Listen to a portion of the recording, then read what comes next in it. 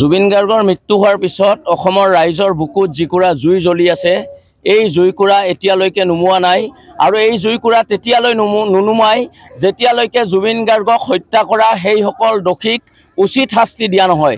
ছাত্ৰ সন্থাৰ স্পষ্ট কথা, যিখন SIT গঠন কৰিছে এই SITখনে এখন পানী নসৰকা চাৰ্জশ্বিট দাখিল কৰিব লাগিব আৰু এই পানী নসৰকা চাৰ্জশ্বিটখন এই কাৰণে দাখিল কৰিব লাগিব যাতে দোষীয়ে এই চাৰ্জশ্বিটখনৰ সুৰুঙালৈ যাতে সাৰি যাব নোৱাৰে কোনো এগৰাকী দোষীয়ে ইয়াৰ ব্যৱস্থা কৰিব লাগিব আৰু এই তদন্ত অত্যন্ত নিখুঁত হ'ব লাগিব।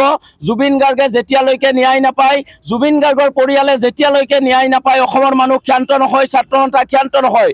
এই কথা আমি হিমন্ত বিশ্ব শৰ্মা ডাঙৰীয়াক এই তামোলপুৰৰ পৰা জুবিন গাৰ্গৰ অধ্যয়নৰ স্থলী এসময়ৰ তামোলপুৰৰ পৰা সকীয়াই দিব খুজিছোঁ। জুবিন গাৰ্গৰ লগত কোনো ধৰণৰ হেতালি নেখেলিব, জুবিন গাৰ্গৰ বিষয়টো কোনো কাৰণতে সহজভাৱে নল'ব। এইটো জুবিন গাৰ্গৰ প্ৰতিগৰাকী অসমীয়াৰ তেজত শিপাই থকা এটা বিষয় জুবিন গাৰ্গ।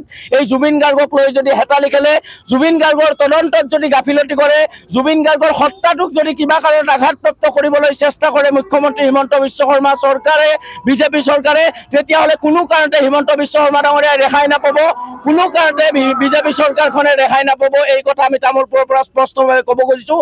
আমি পুনৰ কৈছোঁ, জুবিন গাৰ্গৰ লগত কোনো ধৰণৰ লৰা ধেমালি কৰা নহ'ব। জুবিন গাৰ্গৰ ন্যায় পাব লাগিব, জুবিন গাৰ্গৰ পৰিয়ালে ন্যায় পাব লাগিব। ভাৰতবৰ্ষৰ ভিতৰত এটা হাস্যকৰ কথা, যিখন চৰকাৰে শাসন কৰি আছে, যিখন চৰকাৰে তদন্ত কৰি আছে, সেই চৰকাৰখনে ৰাজপথত নামি অসমৰ ৰাইজক ভেঙুচালি কৰিছে। তদন্ত ব্যৱস্থাটো অসমৰ ৰাইজৰ যিটো ন্যায়ৰ সংগ্ৰাম, এই ন্যায়ৰ সংগ্ৰামখনক বিভ্ৰান্ত কৰাৰ বিজেপিয়ে পাৰ্যমানে কৌশল কৰি আছে। এই কৌশল আমি সফল হ'বলৈ নিদিওঁ।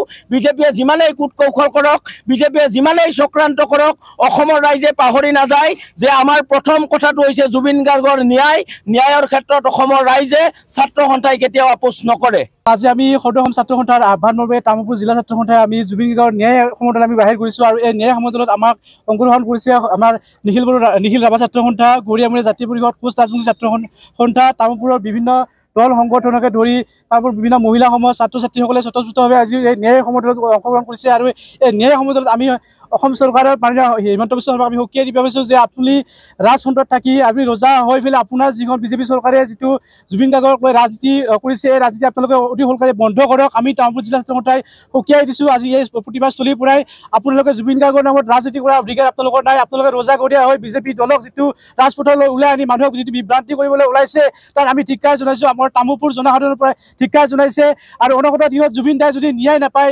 তেতিয়াহ'লে আমি তামোলপুৰ জিলা ছাত্ৰ সন্থাই ইয়াতকৈ ভয়াৱহ আমি আন্দোলন কৰিবলৈ বাধ্য হ'ম। ধন্যবাদ।